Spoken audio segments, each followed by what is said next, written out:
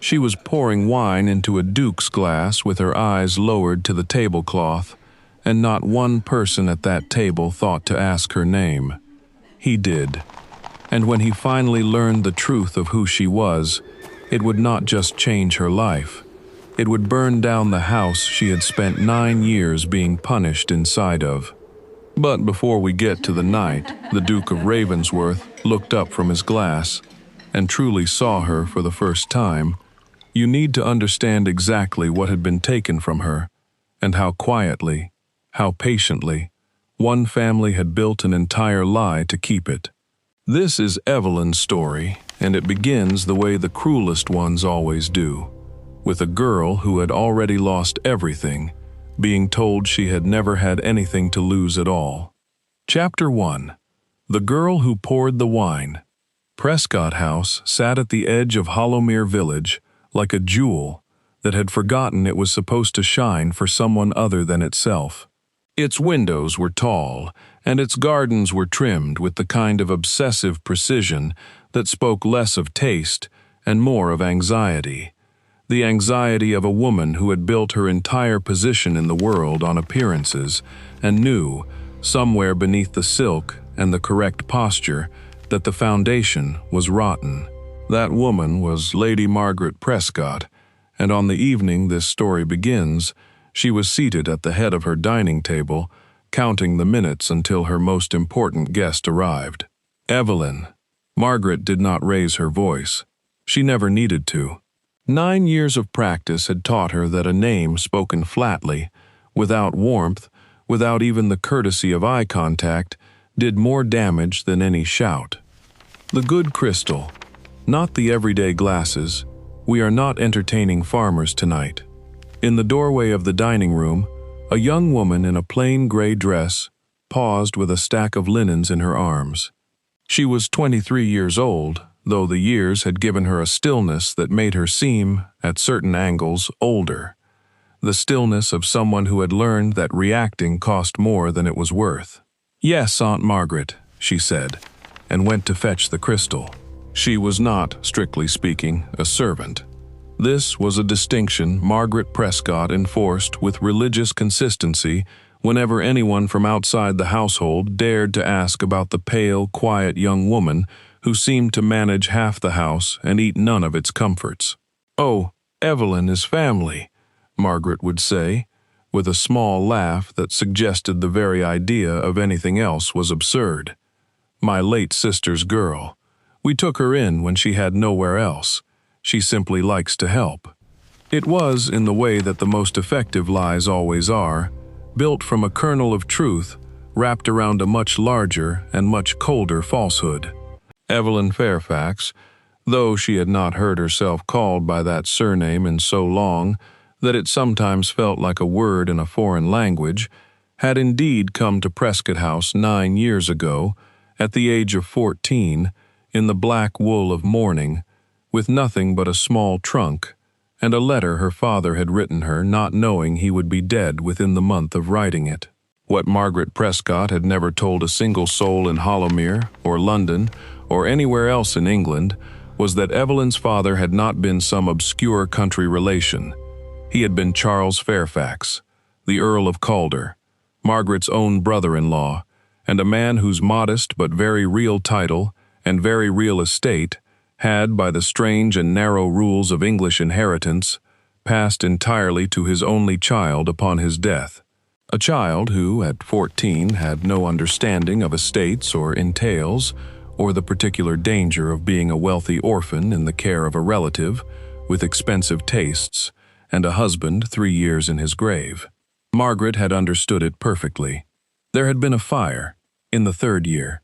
Not a large one, a contained blaze in the study at Prescott House, late one November night, that had taken with it a locked cabinet of papers Margaret had described afterward, with tears that never quite reached her eyes, as dear Charles's private correspondence, and the girl's own birth papers, I am afraid, along with so much else. Such a loss, such a terrible, terrible loss. Evelyn had been 16.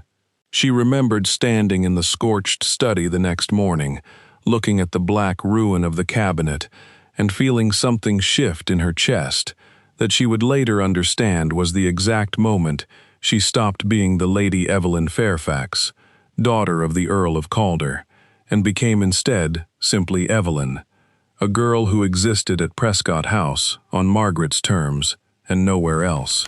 There had been no birth certificate to prove her claim after that, no will that named her outright.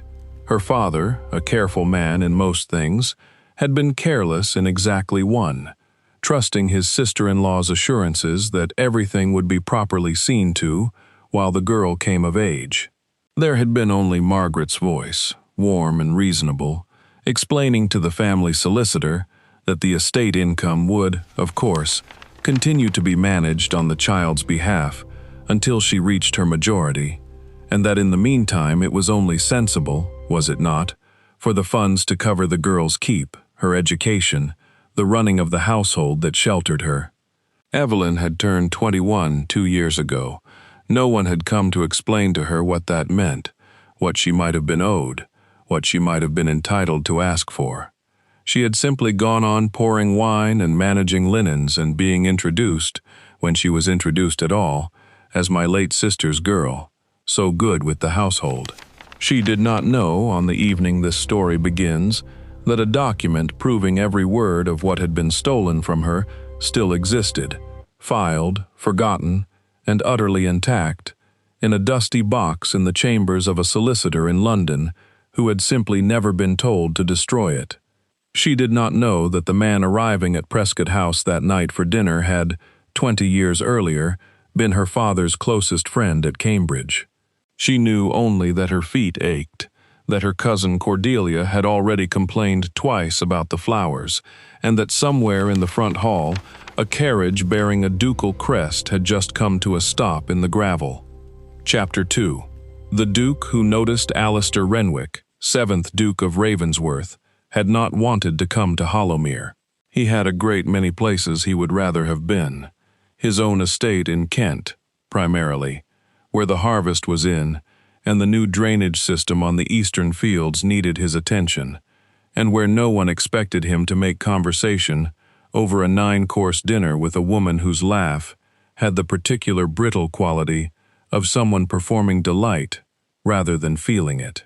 But business was business, and Lady Prescott's late husband had held a note against a parcel of Ravensworth land that a careless clerk 2 generations back had allowed to become genuinely tangled, and untangling it required, apparently, a personal visit, a great deal of wine, and an evening of Margaret Prescott's company. He arrived a few minutes past 7, was received in the hall with a warmth so calculated it felt almost audible, and was seated, within the half-hour, at the right hand of his hostess, across from a young woman introduced to him as my daughter Cordelia, who plays the pianoforte beautifully. Your Grace, you simply must hear her after dinner. Alistair had smiled the smile he kept for exactly these occasions, polite, distant, entirely closed, and turned his attention to the soup. It was perhaps 20 minutes into the meal when he first noticed her. She was moving along the far side of the table with a wine bottle, refilling glasses with the quiet, practiced efficiency of someone who had done this precise task 1,000 times and expected to do it 1,000 more. She wore gray. Her dark hair was pulled back without ornament.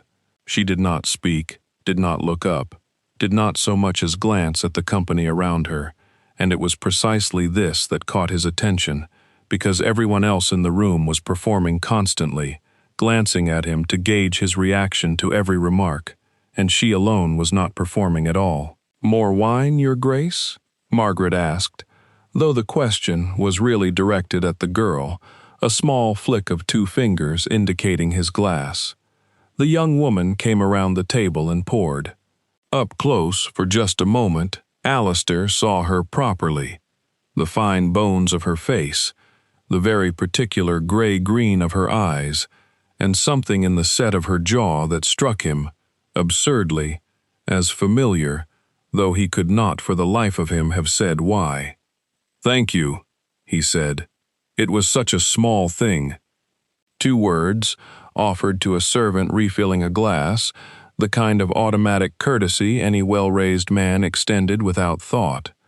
But the young woman's hand stilled for half a second on the neck of the bottle, and her eyes came up, just briefly, just long enough to meet his, before she recovered and moved on to the next glass. No one else at Prescott House had thanked her for anything in longer than she could easily remember. "You are very kind to notice the staff, Your Grace," Margaret said smoothly, once the girl had moved out of earshot, "though I fear my niece takes her duties rather too seriously. I have told her 100 times she need not trouble herself so. We do keep proper servants, of course, but she insists on being useful. Family loyalty, I suppose." "Your niece," Alistair repeated. "My late sister's daughter. We took her in years ago. Such a sad case. Orphaned very young, no fortune to speak of, poor thing. We have done what we could for her, of course, but one cannot manufacture prospects out of nothing." Margaret said this lightly, reaching for her wine, entirely unaware that she had just described, with perfect accuracy and total inversion of the facts, the theft of an earldom. Alistair said nothing further on the subject. But across the table, Cordelia Prescott, 19, pretty, and possessed of her mother's instinct for cruelty without her mother's discipline in deploying it, leaned toward him with a confiding little laugh. "You mustn't mind Evelyn, Your Grace. She's terribly plain company, I'm afraid. Mama only keeps her on because Papa always said family was family. God rest him, though between us I sometimes think a proper lady's maid would be far less trouble." She glanced across the room, to where the young woman in gray was now clearing an empty dish with her eyes carefully lowered. "Nobody minds her. She's practically furniture," it was said with a small laugh, meant to be shared, meant to invite him into the comfortable little cruelty of it, the way such remarks always were among people who had never once had to wonder whether the room valued their presence. Alistair did not laugh. He watched the young woman, Evelyn, he made himself remember the name, since apparently no one else in the room thought it worth using, carry the dish toward the sideboard, her spine very straight, her face entirely without expression, and something in him, something old and quiet, that he did not examine too closely, simply refused to let the remark pass unchallenged. "Furniture," he said, "does not generally know precisely which wine complements the fish, Miss Prescott, nor manage a household of this size without a single visible error, nor, if I am not mistaken, correct the position of your centerpiece 30 seconds ago before your mother noticed it was crooked." He said it mildly, almost pleasantly, the way a man remarks on the weather. "I find furniture a very poor comparison indeed." Cordelia's smile faltered. Margaret's did not. Hers had been fixed too long to falter easily. But something behind her eyes went very still and very calculating, the particular stillness of a woman recalculating a risk she had not previously considered. Across the room, Evelyn Fairfax had gone motionless at the sideboard, the dish in her hands, listening to a duke defend her to her own family in a voice that carried the easy, unbothered confidence of a man who had never once in his life had to wonder whether he was allowed to speak. She did not turn around. She did not trust her own face. But something in her chest, something that had been folded very small and very carefully for 9 years, uncurled by perhaps half an inch. Chapter 3. What the Duke Remembered. He could not sleep that night. Alistair lay in the guest chamber Prescott House had prepared for him, good linens, a fire kept banked and warm, every comfort Margaret's household could produce on short notice, and stared at the dark ceiling, turning over the strange, persistent itch of familiarity that had followed him through the rest of the evening. The set of her jaw, that was what had caught him, he decided at last, sitting up and lighting the candle at his bedside, as though better light might help him think. Not her eyes, though those were striking enough. A particular gray-green he was fairly sure he had seen before, somewhere, on someone. It was the jaw, the way she held it, faintly lifted, faintly defiant, even while her eyes stayed lowered and her hands stayed busy, and every other part of her performed the perfect stillness of a woman who had trained herself not to be noticed. He knew that jaw. It took him until nearly 2 a.m, lying back against the pillows with his eyes closed, deliberately walking himself back through 20 years of memory, before it came to him, not gently but all at once, with the force of a door thrown open. Cambridge, the rooms above the stationers on King's Parade. Charles Fairfax, laughing over a ruined essay, ink on his sleeve, telling Alistair with total conviction that he intended to marry the first sensible woman he met, and raise a daughter clever enough to argue him out of his own opinions by the time she was 10. Charles Fairfax, the Earl of Calder, Alistair's closest friend in the whole of his university years, a man he had lost touch with after his own father's death, had pulled him permanently into the business of the dukedom, and whom he had learned, some years later and second-hand, through the vague and distant channel of a mutual acquaintance's letter, had died rather suddenly, leaving behind a young daughter and, Alistair had assumed, because one simply assumed such things, a properly settled inheritance and a properly arranged guardianship. He sat bolt upright in the dark. Charles Fairfax's jaw. He had seen it perhaps 100 times across a chessboard, over a debate, laughing at some joke long since forgotten. He had seen it, tonight, on a young woman pouring wine at Margaret Prescott's table, being called furniture by a girl too young and too careless to understand what she was mocking. "My late sister's daughter," Margaret had said. Alistair went very still in the dark, doing the small, cold arithmetic that any man raised to manage an estate does instinctively when a fact refuses to sit comfortably beside another fact. Margaret Prescott's late husband had been a minor gentleman of no particular note. Margaret herself, Alistair now recalled, slowly, the way one recalls something one was never meant to remember, had a sister. He had met her only once, years ago, at some forgotten function, a quiet woman introduced briefly as Charles Fairfax's wife, my late sister's daughter.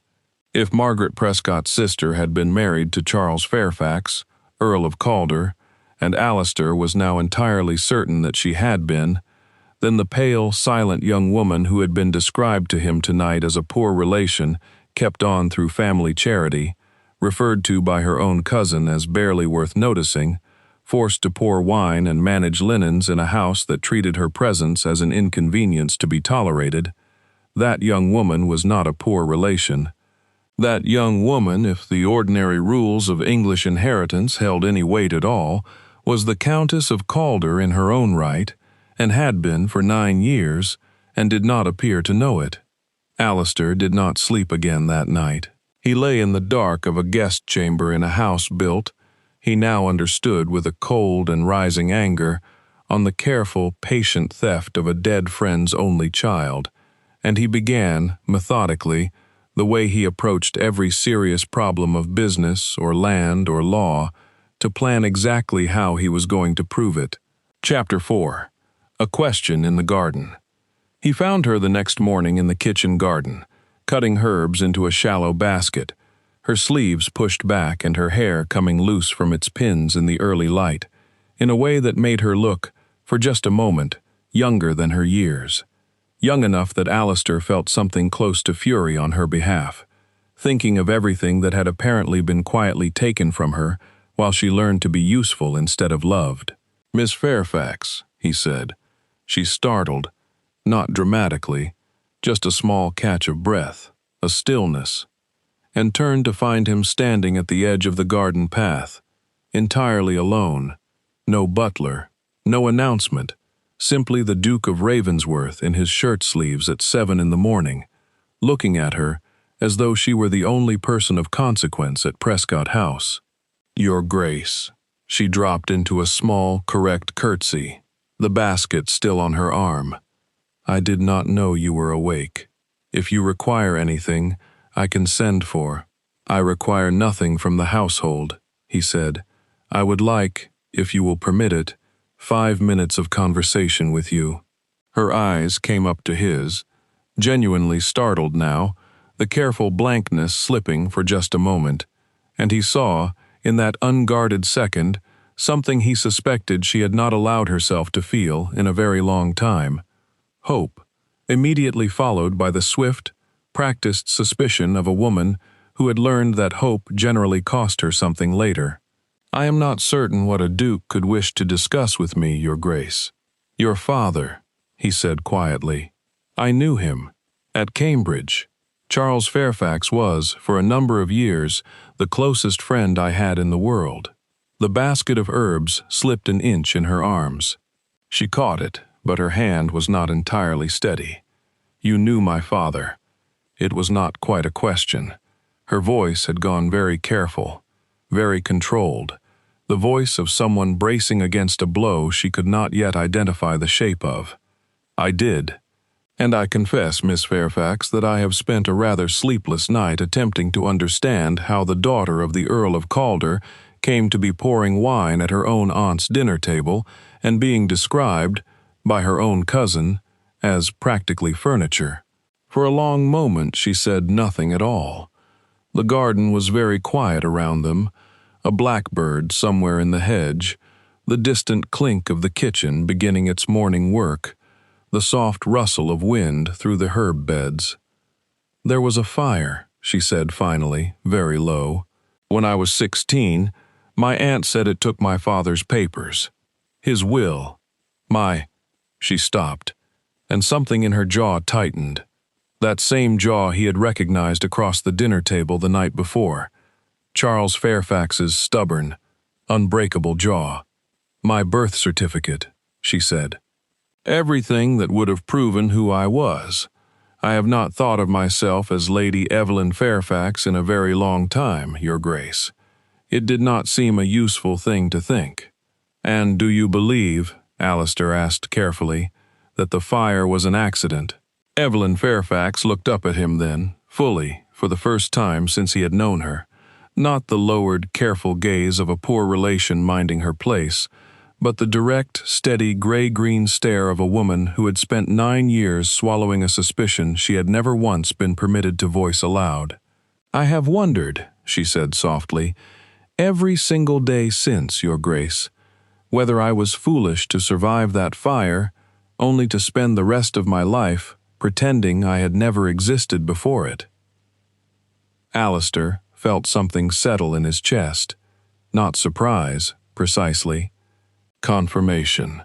The last small piece of doubt closing quietly into certainty. "You are not foolish, Miss Fairfax," he said, "and you have not ceased to exist. I intend to prove it, if you will permit me to try."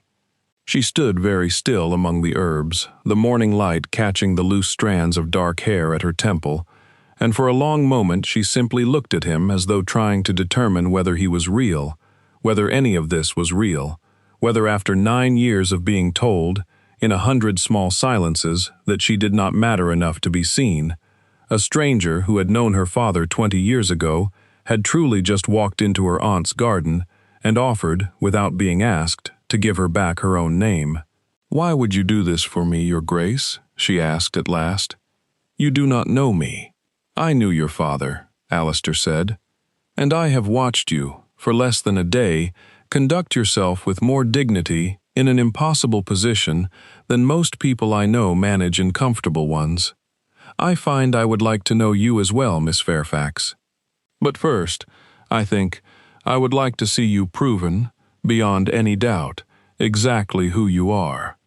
Somewhere behind them, in the house, a door opened, and Margaret Prescott's voice called out, bright and brittle, asking where on earth the girl had got to with the herbs for the morning's kitchen.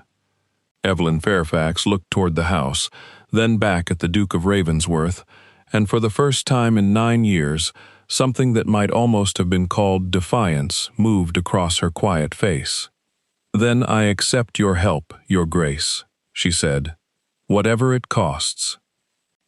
When we left Evelyn Fairfax, she had just agreed to let a duke prove, against every lie her family had spent 9 years building, that she was not a poor relation kept out of charity, but the Countess of Calder in her own right, robbed of her name, her title, and her inheritance by the aunt who raised her.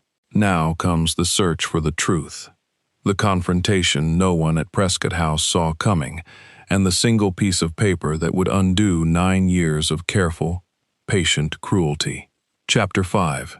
The Solicitor in London. Alistair Renwick did not return directly to Kent. He gave Margaret Prescott his excuses 2 days later. Urgent business, he told her, with the particular vagueness of a man of his rank who did not owe explanations to anyone, and watched her accept it with a smile that did not quite mask her irritation at his early departure. He had, after all, come to settle a matter of land and left it unsettled, but there was a considerably larger matter now occupying his attention, and it could not wait. He went instead to London, to the offices of Grantham and Sons, solicitors of Lincoln's Inn, the firm that had, 20 years ago, handled the affairs of his own father, and, he now recalled with growing certainty, had also handled a good deal of business for Charles Fairfax during their Cambridge years, back when Charles had first come into his father's title. Old Mr. Grantham had died a decade past. His son, a careful, precise man named Josiah Grantham, received the Duke of Ravensworth with the particular deference such firms reserved for clients whose business kept entire households of clerks employed. Charles Fairfax, Alistair said, once the pleasantries had been dispensed with, Earl of Calder, deceased some 9 years ago. I understand your father's firm may have handled certain of his affairs. Something shifted behind Josiah Grantham's spectacles. Not surprise, exactly, but the particular alertness of a man whose professional memory has just been jarred loose.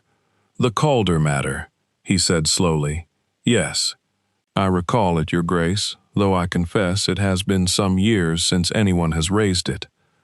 My father handled the late Earl's affairs personally. There was some correspondence after his death with a Lady Prescott, the deceased's sister-in-law, I believe, regarding the guardianship of the young heiress. Heiress? Alistair repeated. So there was a will. There was, Your Grace. Filed and witnessed quite properly, some 4 years before the Earl's death. My father drew it up himself. Grantham rose, crossed to a heavy cabinet against the far wall, and began, with the unhurried thoroughness of a man who had spent his entire career trusting his filing system over his memory, to search. The estate income was to be held in trust, administered by a guardian of Lady Prescott's household during the heiress's minority, with full transfer of the title, lands, and remaining fortune to the young lady herself upon her 21st birthday, or upon marriage, whichever came first. She is 23 now, Alistair said quietly, and has received, so far as I am able to determine, nothing at all. Grantham's hands stilled on the cabinet drawer. He turned, and for the first time his careful professional composure showed a crack of something close to alarm. Your Grace, if that is true, it is true. I have seen how she lives with my own eyes, in her aunt's house, treated as a poor relation, and referred to, by her own cousin, as furniture. Grantham was silent a long moment. Then he pulled a slim, dust-pale folder from the depths of the cabinet and laid it, with the reverence of a man handling something considerably more valuable than paper, on the desk between them. My father was a careful man, Your Grace, and so, I hope, am I. When Lady Prescott wrote to us some 7 years ago, requesting that the firm release all documents pertaining to the estate into her keeping, she claimed a fire at Prescott House had destroyed the originals, and she required copies for the household's records. My father found the request irregular. A guardian requesting sole custody of documents that established the ward's own claim to her inheritance struck him as precisely the sort of thing a careful solicitor ought not simply hand over. He opened the folder. He sent her copies of certain routine correspondence. He did not send the original will. He did not send the birth record. Inside the folder, beneath a layer of London dust that suggested it had not been disturbed in years, lay two documents: a will bearing Charles Fairfax's own careful signature and the seal of the Earl of Calder, and beneath it a single sheet, formal and plain, recording the birth of one Evelyn Margaret Fairfax, daughter of Charles Fairfax, 3rd Earl of Calder, and his wife Anne, on the 14th of March, 23 years prior. Alistair looked down at the birth certificate for a long moment, at the neat, official hand that had recorded a fact Margaret Prescott had spent 9 years trying to erase, and felt something in his chest settle into a cold, quiet resolve. "Mr. Grantham," he said, "I am going to need certified copies of both these documents, prepared with all possible haste, and I believe your firm's presence, in a professional capacity, will shortly be required at Prescott House." Chapter 6. The Waiting. Evelyn did not know, in the days that followed the Duke's departure, whether to believe that anything would come of it at all. She had learned, over 9 years, the particular danger of hope, how it arrived quietly, disguised as something reasonable, and then left you considerably more wounded than you had been before it came. Margaret had noticed her distraction, of course. Margaret noticed everything that might be useful to her eventually, and had taken to watching Evelyn across the breakfast table with a new, careful attention that made the younger woman's skin prickle.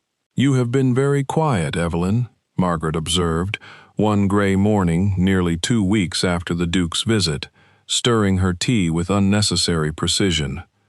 "I do hope His Grace did not fill your head with anything foolish in that garden. I saw you, you know, talking together like old friends. It is not seemly, a man of his rank speaking privately with a girl in your position." "He asked after the herb garden, Aunt Margaret," Evelyn said, keeping her voice level with the ease of long practice. "Nothing more."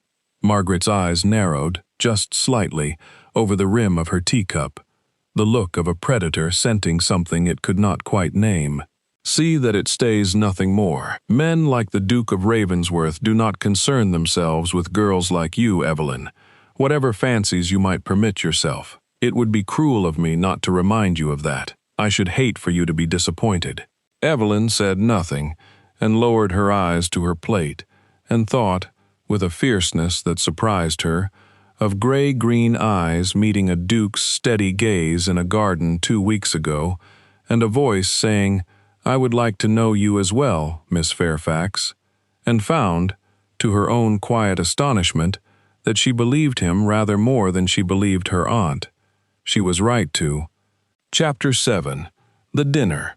The letter arrived at Prescott House on a Tuesday, addressed to Lady Margaret Prescott in a hand Evelyn did not recognize, requesting the honor of the Duke of Ravensworth's presence at dinner the following Friday, along with, the letter specified, in careful, formal language, the presence of Mr. Josiah Grantham of Grantham and Sons, solicitors, on a matter of business concerning the Prescott and Calder estates, to be discussed following the meal. Margaret read the letter twice at the breakfast table, her face carefully composed, and then set it down with a small, satisfied smile that Evelyn, watching from across the room, recognized instantly and did not trust in the slightest. "Well," Margaret said, "it seems His Grace found our land matter rather more pressing than he let on. We shall want the good crystal again, Evelyn, and see that Cook prepares something worthy of a Duke's solicitor, as well as the Duke himself. This could be very good for the family." Evelyn spent the intervening days in a state of carefully suppressed anticipation that she did not fully allow herself to examine. She told herself it was foolish to hope. She told herself, in her aunt's own words, that men like the Duke of Ravensworth did not trouble themselves for girls in her position, and that whatever business had brought a solicitor into this, it likely had nothing at all to do with her. She was, for once in 9 long years, entirely and gloriously wrong. Friday evening arrived cold and clear. Prescott House had been polished within an inch of its life. The good crystal set out, the best silver, Cordelia in a new gown she had been fussing over for 3 days. Margaret radiant with the particular energy of a woman, certain she was about to secure some new advantage for her family. Evelyn, as always, was in gray, and as always, she was expected to serve. The Duke of Ravensworth arrived precisely on time, and with him a small, precise man in dark solicitor's clothes whom he introduced simply as Mr. Grantham, here on a matter of business. Margaret received them both with her most dazzling warmth, seated the Duke at her right hand, and Mr. Grantham with careful courtesy near the foot of the table, and the dinner proceeded, for its first several courses, exactly as such dinners always did at Prescott House, bright, performed, entirely hollow.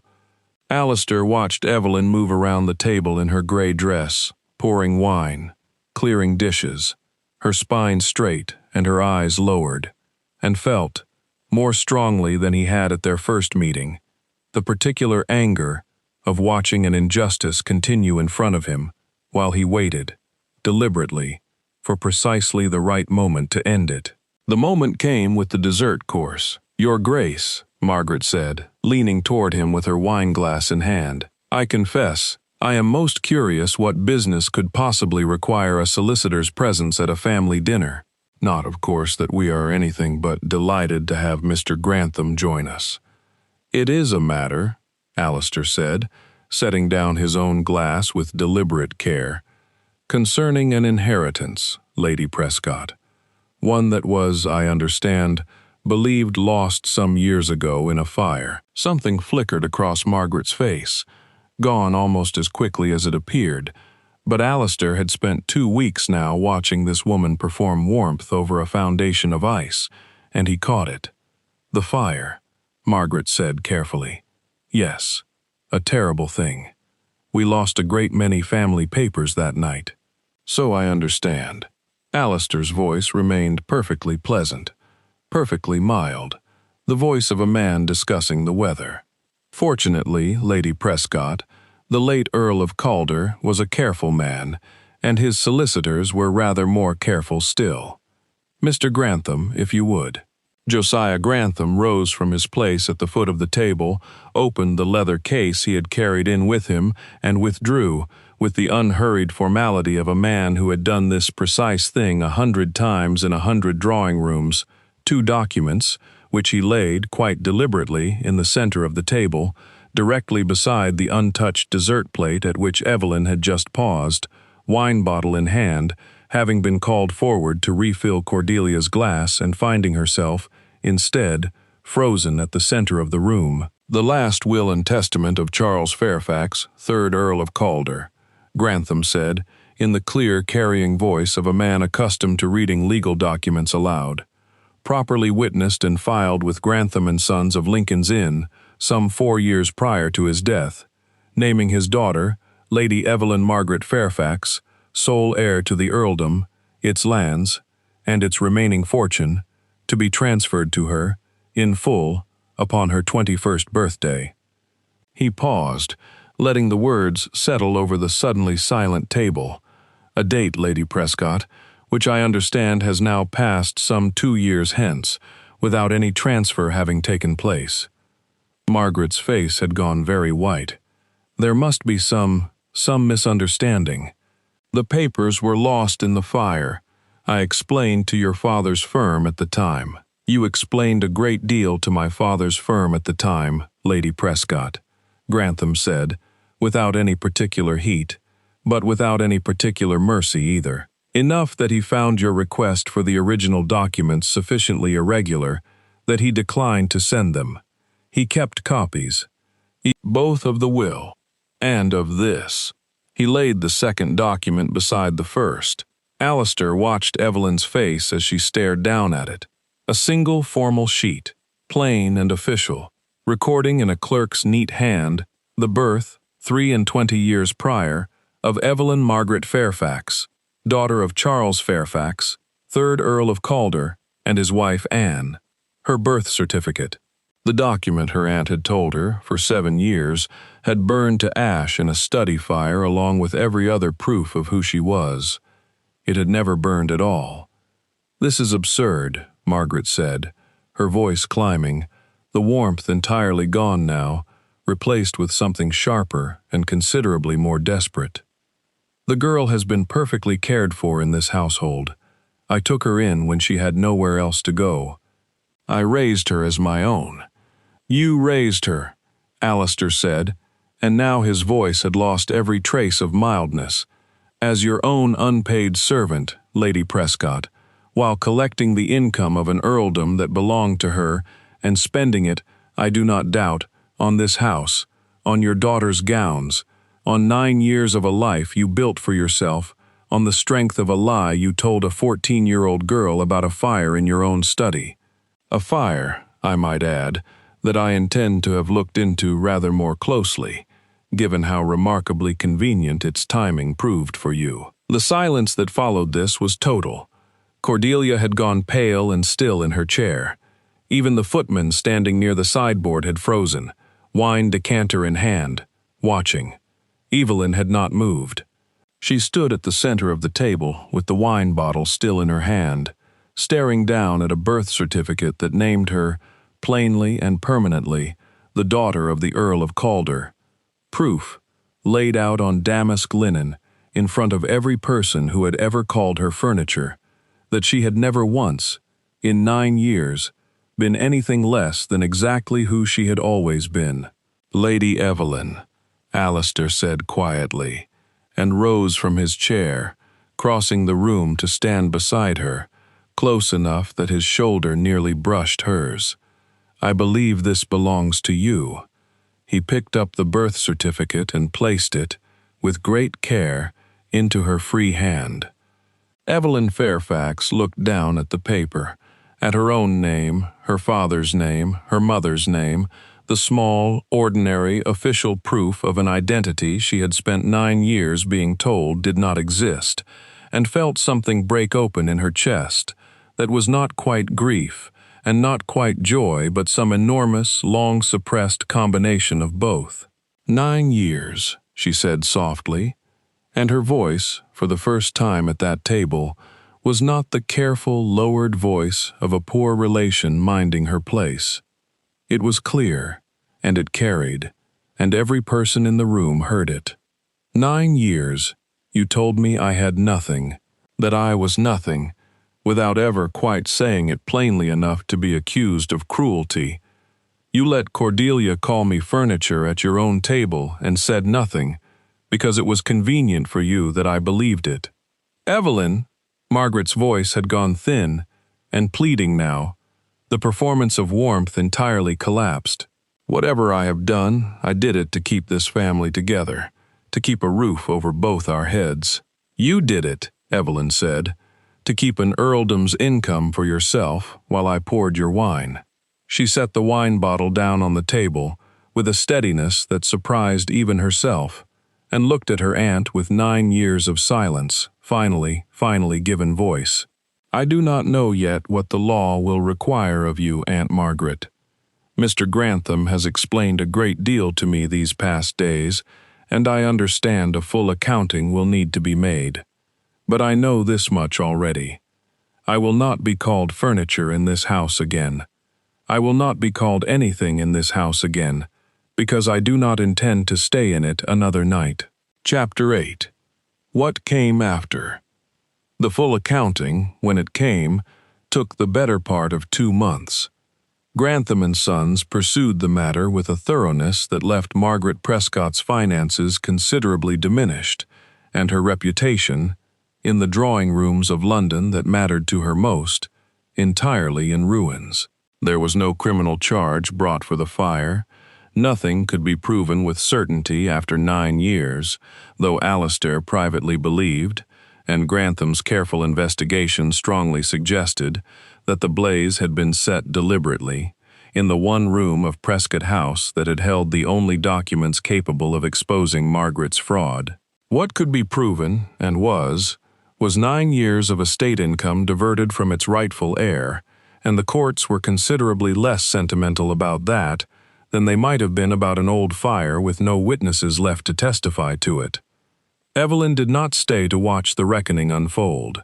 She left Prescott House the same week the will was read aloud at that table, taken in, at his own quiet, careful insistence, not to Ravensworth itself, which would hardly have been proper for an unmarried woman under a bachelor duke's roof, but to the London home of his elderly aunt, Lady Ashcombe, a formidable, kind-eyed widow who took one look at Evelyn's straight spine and careful eyes and declared, within the hour, that she liked the girl enormously and intended to see her properly reintroduced to society before the season's end. It was Lady Ashcombe who oversaw the fitting of Evelyn's first new gowns in 9 years, not gray, not plain, but deep green silk that Alistair, calling one afternoon on entirely transparent pretenses of discussing estate matters, would later admit had rather taken his breath away. It was Lady Ashcombe who coached her, gently, through the particular strangeness of being received, after 9 years of invisibility, as the Countess of Calder in her own right, curtsied to, deferred to, addressed by servants and society alike with a respect that took Evelyn weeks to stop flinching at, half expecting still for someone to laugh and tell her it was all a mistake. No one laughed. The birth certificate had been quite thoroughly examined by quite enough solicitors and quite enough society gossips by then that there was no mistake left to find. Alistair called on her formally 3 weeks after she had settled into Lady Ashcombe's house and found her in the small back garden, cutting flowers into a basket with the same unhurried care she had once used for herbs at Prescott House, except that this time no one was watching to make certain she did not linger too long over the task. "Lady Evelyn," he said. She turned and smiled, a real smile, unguarded, the kind he had not once seen on her face at her aunt's table. "Your Grace, I did not expect you today." "I find I have run rather short of legitimate business reasons to call on you," he admitted, "which leaves me with only illegitimate ones, and I confess I am not entirely certain of the etiquette. And what would an illegitimate reason look like, Your Grace?" "I believe," he said, coming to stand beside her at the flower bed, "it would look rather like a man admitting that he has thought of very little besides a young woman with your father's jaw, and considerably more courage than she has yet given herself credit for, since the night he first watched her defended against her own family, and found himself unable to look away." Evelyn set down her basket. The garden was quiet around them, much as the one at Prescott House had been, on the morning he had first told her he knew her father, except that this time there was no aunt's voice calling from the house, no 9 years of careful invisibility standing between them, nothing at all but a duke and a countess, both entirely free to say what they meant. "I believe, Your Grace," she said softly, "that I have thought of very little else myself." He took her hand, then, not with the ceremony of a man greeting a countess, but with the simple, careful warmth of a man who had spent 2 months waiting for permission he had not wanted to ask for too soon. "Evelyn," he said, "I am not a man given to hasty declarations. I have watched land disputes settled with more caution than most men bring to their own marriages, but I find, where you are concerned, that caution has rather deserted me entirely.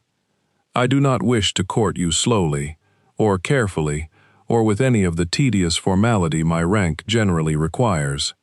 I wish to marry you, if you will have me, not because you are the Countess of Calder, though I am glad the world knows it now, but because you are the woman who stood at your own dinner table and told a room full of people who had spent 9 years diminishing her that she would not be called nothing in that house again.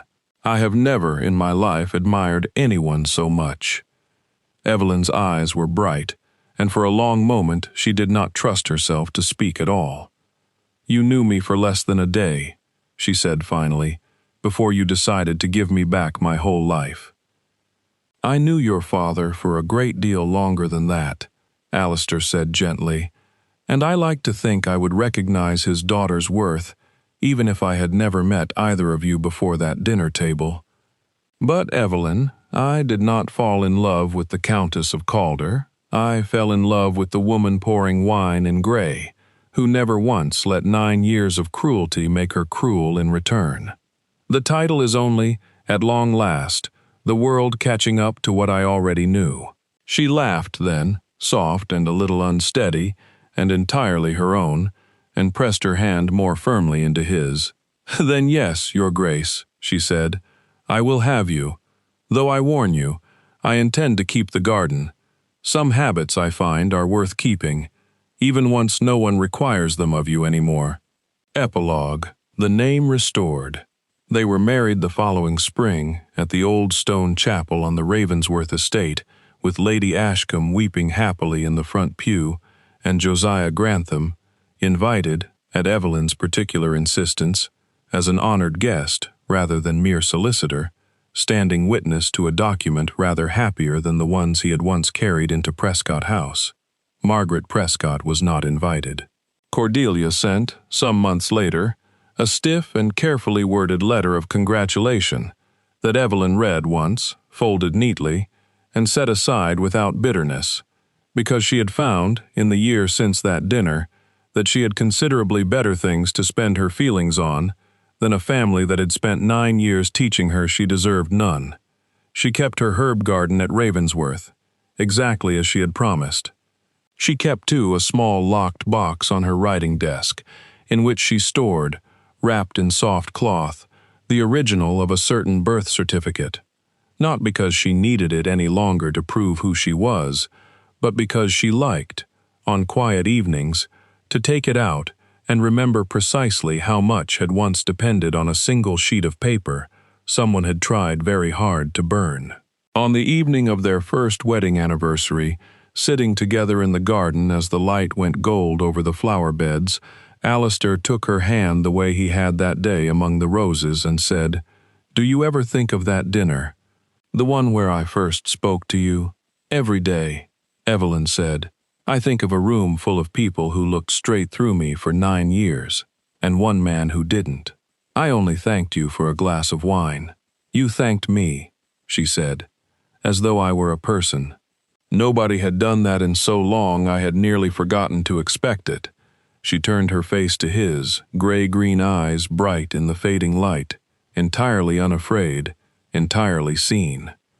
"You gave me back my name, Alistair, but you saw me before you ever knew it." Somewhere in the house behind them, a bell rang softly for supper, and the Countess of Calder, Duchess of Ravensworth, rose from the garden bench beside the man who had once looked up from a dinner table and simply refused to look away, and went inside, at long last, not to serve, but to sit at the head of her own table, exactly where she had always belonged. If this story stayed with you, leave a like, subscribe for more, and tell me in the comments, which moment hit you hardest? The birth certificate on the table, or the wine glass at the very beginning? Thank you for spending this time with Evelyn's story. Until the next one.